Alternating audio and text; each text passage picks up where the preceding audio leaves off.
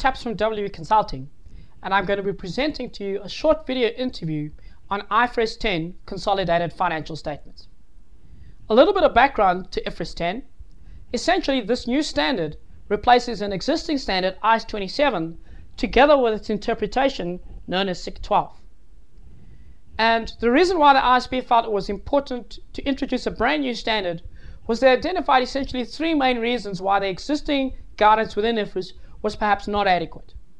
The first of those was the feeling that in practice, the application of both IAS 27 and SIC 12 was inconsistent, and there were significant variances in how entities were understanding the requirements within those items. And so it was felt that a new standard would provide clarity and clear principles that could be consistently applied across entities. The second reason was the perception again that IAS 27 itself was in conflict with its interpretation, SIC 12. And the reason particularly for this misconception had to do with the fact that IAS 27 emphasizes control, whereas SIC 12 emphasizes risks and rewards. And so again, it was felt that IFRS 10 would find a way to either integrate these principles seamlessly or to clearly establish the manner in which those different principles ought to be considered in practice. The third area of concern was a feeling that the existing guidance, being IAS 27 and SIC 12, did not adequately deal with situations where you had special purpose entities, sometimes referred to as special purpose vehicles. And these types of entities would either be consolidated or not consolidated, even though there was significant economic exposure for the controlling entity.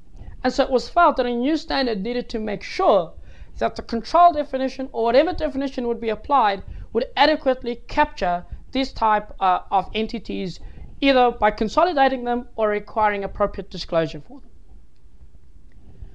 If we then look into the detail of it, first of all, the principle is very clear. If an entity controls another entity, it must consolidate that entity. Now, having accepted that as a principle, there is an exception or an exemption from preparing consolidated financial statements. And essentially, you have to meet three criteria in order to apply that exemption. The first one is that the entity which is considering not preparing consolidated financial statements must itself be either a wholly or partially owned subsidiary. And all of the shareholders of that business must have consented to that entity not preparing consolidated financial statements. The second criteria is that that entity's equity or debt instruments may not be traded publicly. So in other words, if it's a listed company with its shares traded publicly, or it has raised debt financing in the open markets, it may not apply this exemption. The third criteria that will have to be met is that if this entity were to be excluded from preparing consolidated financial statements, then either its immediate or intermediate parent or its ultimate parent must produce IFRS compliant consolidated financial statements that are available for public use. So those three criteria must all be met before an entity can be exempted from applying consolidations.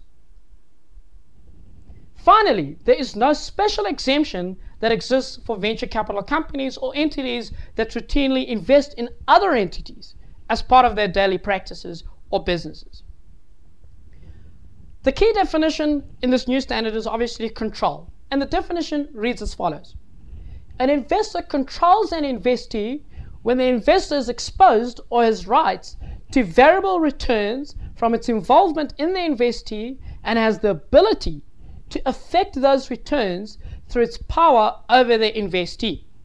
And that's a very critical definition because it differs somewhat from what we have in IAS 27. In practice, of course, the IASB is saying a lot of the entities that would have been captured by the previous definition of control will continue to be captured by the new definition. However, there may be new entities that were previously not captured that will now also be included in that. So that's a very critical definition for you to be able to apply the standard in practice. Having determined that you actually control another entity, then what do? You must consolidate it. So what are the key consolidation procedures that you must keep in mind? Number one, all the entities that are being consolidated within a consolidated set of accounts must apply uniform accounting policies.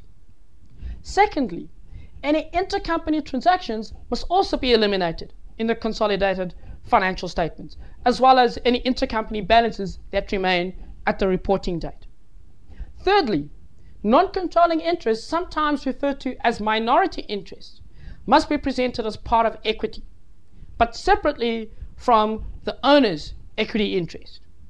And then finally, any transactions with minority shareholders that do not result in a change in control must be treated as equity transactions, in other words, not impacting the recognition of income or losses. In terms of the effective date and transition, the new standard becomes effective for all financial periods commencing 1 January 2013.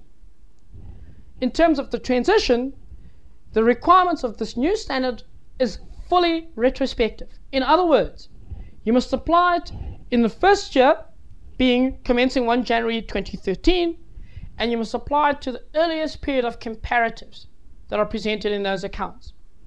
So if you have entered into a transaction, which you're now looking at in terms of the new requirements, some time ago, 3 or 4 years ago, which have not resulted in a previous consolidation, you need to go back to that time period and apply the new standard as of that date, and then roll it forward to your current financial statements.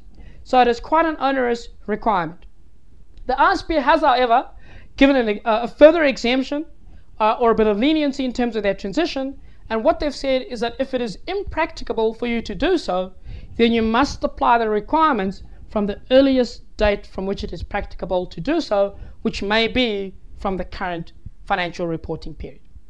So IFRS 10 continues on with a lot of the same themes that IAS 27 had. There's more clarity. It deals only with consolidated financial statements, not separate financial statements. And it gives a clear definition of control, which combines both risk and reward or returns, as well as power, which talks about control. Enjoy using IFRS 10. Thank you.